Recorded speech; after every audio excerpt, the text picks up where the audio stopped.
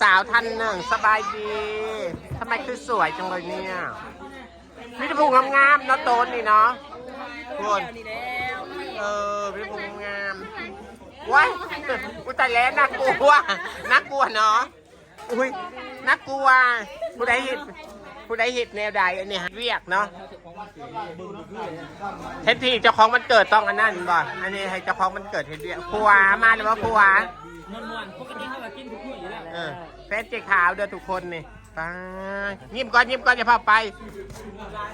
ยิ้มก่อนเป็นFC บอสเป็น FC พอดีใช่แล้วเนาะตอนนี้ต้องเจ๊เขาก็จะย่านดูแสนซับเนาะยังอีกไกลอยู่เอาสู้ๆให้ลงไปแล้วตายปีกอเป็นใครด้านไหนเขาก็ซื้อหรอกบอกครับถ่ายเขาซื้ออยู่หักมีเงินใส่กินอย่างเดียวนี่รวยบะเพิ่งบ่เอิ้นข่อยเน่เจ้ากะขอ5 คืนก่อนฮะได้เด้อเว้าให้แฟนตัวเองบ่ได้เด้อป้านเนี่ยอยากกินไก่อยากกินหลอกกินไก่ละกันแบบนี้แหละไปมักละโอ้โหเดี๋ยวอุ้ยทรงผมโหล่แห้งเนาะคันเด้อใช้เพลงเอาเด้อคันเพลงเด้อจะไปใส่อย่าพาเด้อเบาซุกเสร็จแล้วเอาเจ้าของวันเกิดชิมก่อนเอาเบาซุกพี่เดินในแล้วถ่ายคลิปใช้ยังไงเอาเบาซุก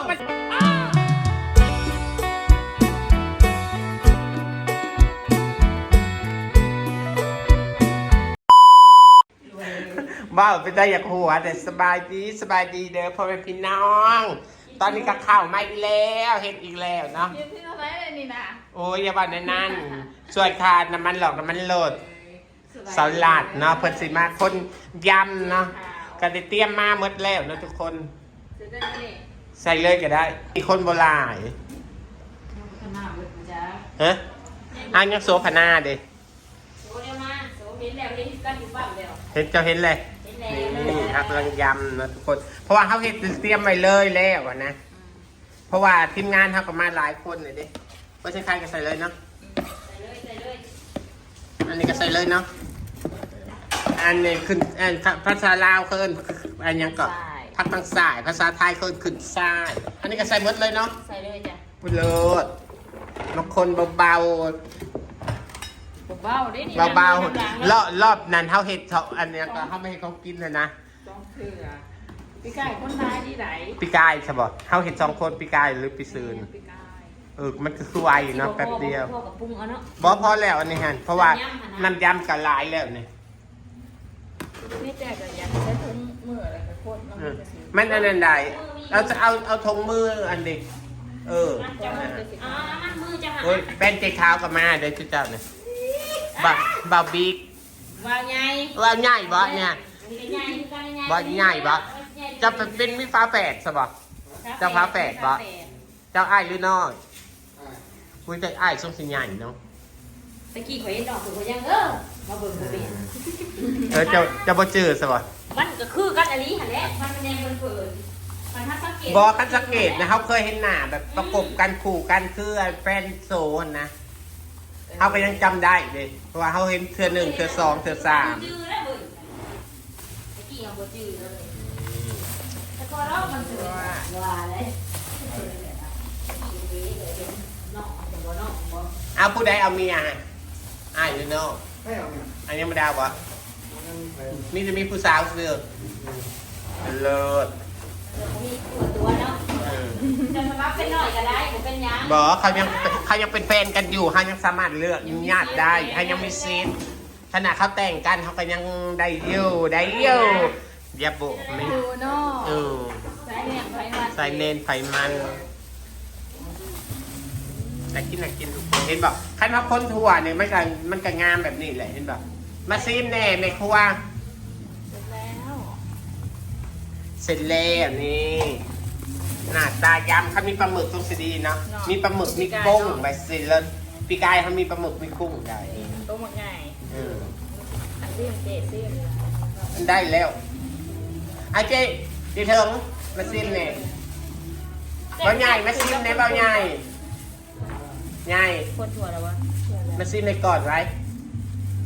ให้ผู้บ่าวซีมเดนนี่อุ้ยมาปีนี้บ่ผิดหวังนะมีแต่คนหล่อ โอ้ยพี่กายคือโบมาบ่เอาเขินละเขินเลยนึ่งเป็นยังไงได้เลยเป็นยังไงสาว คอยกินเค็มบ่คอยจะกวาดยางใส่น้ำปลาอีกนิดนึงบ่ เบิ้งซิมก่อนจะสั่งซิมก่อนแล้วแซ่บเลยวะ พอดีบ่ใหญ่จ้าบ่ล่ะ สวัสดีครับ พอดีนะ ใส่มือเด้อแบบแซ่บผู้ดีในหนึ่งพอแล้ว พอแล้ว ครับ พอกินเค็มพอแล้วถั่วกล้วยเบอร์ถั่วห้วยเถิงบ่ เขาจะแล่ห้องมาเสิร์ฟ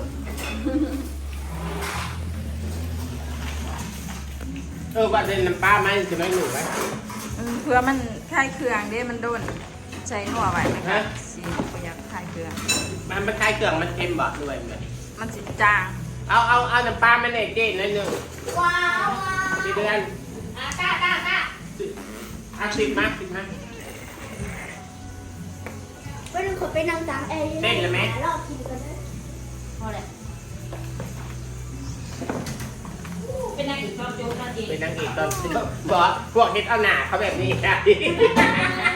คุณไม่ยังเนี่ยนึกว่าไม่วันพวกในหนาเด้คนที่เขาเฮ็ดก่อนนะบอลนั้นตะลิงเด้ ตะลิงมาแล้วน้ำโอ้มีประโยชน์ยังเลย สุดท้ายเขาได้นั่นเขาได้หนาอุ้ย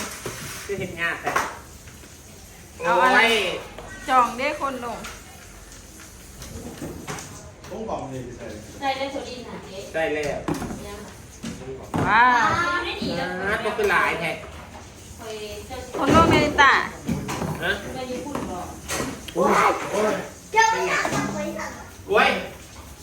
ว่าให้ลูกเด้อให้ลูกเด้อ โอ้ย เป็นเด็กขาวเด้อ โอ้ ห้าม ย อ้ายเด้อเห็นแล้วปุ๊บกามักปรับโลกไป โอ้ ไว้ ยเจ้าจะสมัครใครกันแน่เนาะ นั่น อันเจ้าหน่อยกับบอบบี้ลี่ โอ้ยบาบิลลี่บอกอยู่ปะ ฉันด้วยกะ เบิ่งเกิดนี่นะ ป้าดเกือบพริกนี่ไม่ได้กิน เกือบ ใช้ ผิด เท้าอย่ามาเป็นนางเอกโจ๊กเด้อ เป็นนางเอกต้นจบนี่ โอ้ยตอดข้าตอด พ่อแม่กบ นี่เสียง กบ ขอสิบนะ อัดซิม จะมาสิบเลยนะ ใช่ปะเอาแล้ววันนี้นะ มือรู้เด้อ จะไปใช้เพลงเอาเด้อคันมีเพลงเด้อ ฮะ จะไปใช้ อย่าพาเดี๋ยวเบาซุปเสร็จแล้วเอาเจะของวันเกิดซิมสันเอาเบาซุป ซุปพี่เดินในนั้นทายทีม เอาเบาซุปมาซิมเนี่ย เราจะได้ไอแพดต้องกินกับเขาไอแพดซุปมาซุป ก็อยากใส่มือแล้วทุกคนเพราะเนี่ยเดี๋ยวเขากินกันเองเนาะ เป็นอย่างไพ่ว่าอาซิมโอ้ยไม่จะมาถึง กินได้จีได้หรอ เออไอ้กินก่อนผมมีดราม่าเนาะแต่ อาบน้ำนอนเจอกินหนึ่ง คุณเสียไม่ไปดีเลยวันนี้ ไปที่เองเลยเนาะทำไมครับแซงแบบนี้ บูมี่เนาะเพราะว่าเขาให้เขาจะป้าเขามาตั้งไว้ไปเลย ทำไมครับเจอทำไมคนเท่านั้นนี่ แล้วเอาบนนี้ นี่ทุกคน อาหารทำมีหลายอย่างเลยเนี่ยมีย หยอขาว ำกระยอขาวทอดตำ บ้าน แล้ว เขา ยัง เอิ้น มีอันหนึ่งฮะ บ้านจะเอิญยังอันนี้ กระยอกระยอ บ้านเขาเอิญมีขวาง มีกวนบ่อยู่บ้านนึงเอิ้นกระยอแล้วก็มียังก็ เอาเมื่อไหร่นี่ เป็ เดี๋ย น วว่า แบ่ จะ ต้ม ขาว แบ่ ปิ้งแบ้อบแบ้แล้วก็ซั่วไก่ อ้าว เจ๊ขาว จะมาทีมงาน เมื่ ทำ อไห ไม ร่นี่เดี๋ยวบอก ฮะ ตูดไปอีก กระโต๊ะค่ะ เอาจ้าก็ได้ก็ได้ อ่าตัวแจวมานี่ก็ได้ โอเค ตัวแจว แป๊บนึงไปกันไปก่อนอุ้ยมียังคือมีแต่ เอาตัวนั้นมาไว้นี้ เอาตัวไหน เอาตัวนี้มาไว้นี้ ดันมากจ้ะ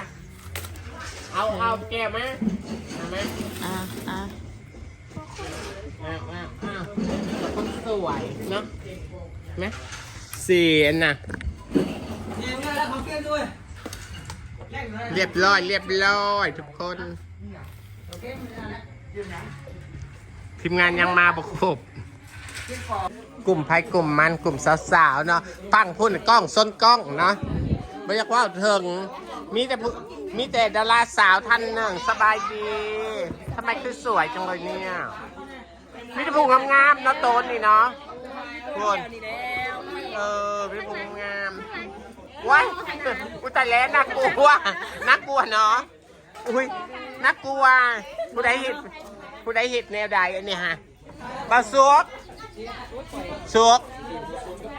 กับบสุกนะ สบายดี ตาตรงฮะนี่มันโอ้ไม่ยังลูกได้ลูกแล้วไม่ได้เจอโดนเลย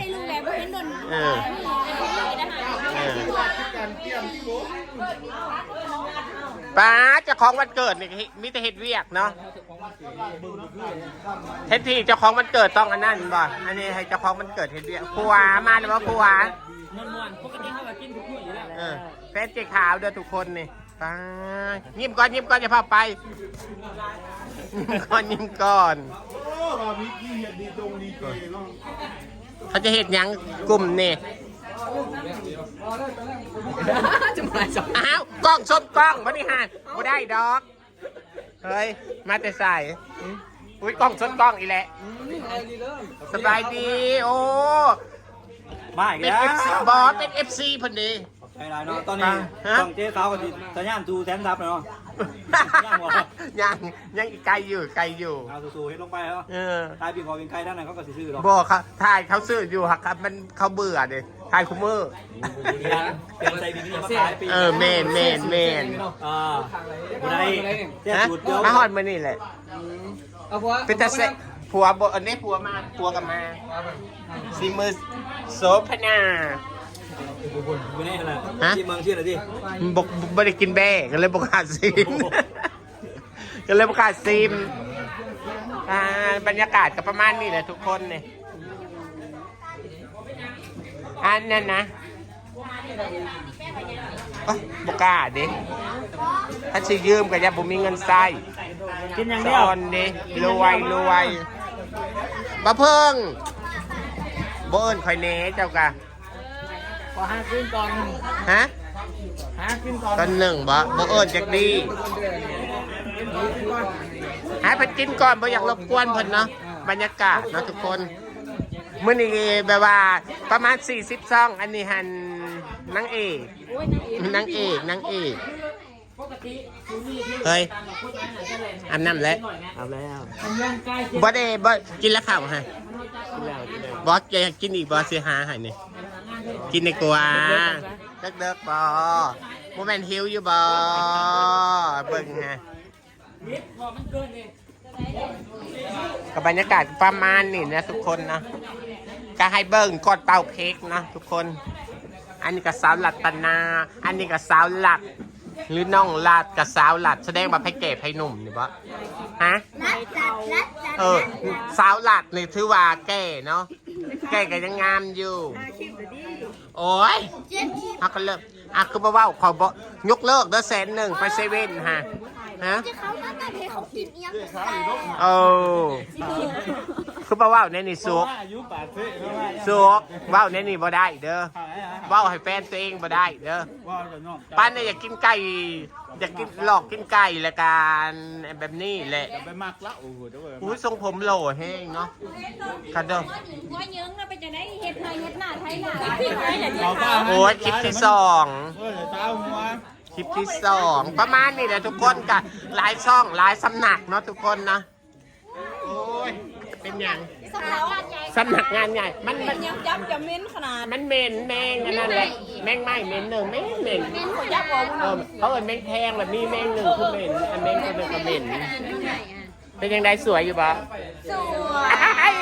ได้อยู่เกิดวันพฤหัส เจ้าหันเกิดบ้านเอียงขออย่า เกิดวันพุธบ้านดอกไม้เนาะทุกคนจะงามเนาะโอ้ยอย่าว่านั่นงามคือดอกไม้ใครจะงามเหมือน2 สาวนี่แหละนี่พูด เกิดวันพุธ ด้วยกันบอ วันพุ โอ้ ธ ยพ่องามเนาะเท้านี่ วันพุธนี่ วันพุธเดี๋ยวเสื้อวันพุธวันพฤหัส ฮะ นี่คนนี้วันยัง โอ้ยดูหน้าก็รู้แล้ว วันยังอะไร วันข้าน ถูกต้องค่ะ วันคานปีขานเดือน9โอ้ถูกต้อง ปีค้านอะไร พี่ขานตะโบเมนเดือน9เดือน4เดือน8 เดือน เดือน3เนาะ บออีหลีค่ะบ้าน บ่ นั่งเนี่ย ให้เอากล้องไปบ่ต้องดึงกล้องไว้เนาะ นั่งโหเด้ เนาะบรรยากาศประมาณนี้แหละทุกคนนะการล่อเป่าเค้กนะทุกคนนะคลิปนี้ก็สิได้ลาก่อนเด้อฝากกดไลค์กดแชร์นี่เด้อกดซับสไครบ์บอสเอาไว้คลิปต่อไปเด้เป่าเค้กแล้วก็ทีมงานสีแดงอันนี้เห็นตั้งงามเนาะผิวพรรณดีเนาะ ที่เขาคุยกับ โอ้ย เด้ บอส โบแมน เอาไปให้ข้างหนึ่งก็ได้ โบ บายบาย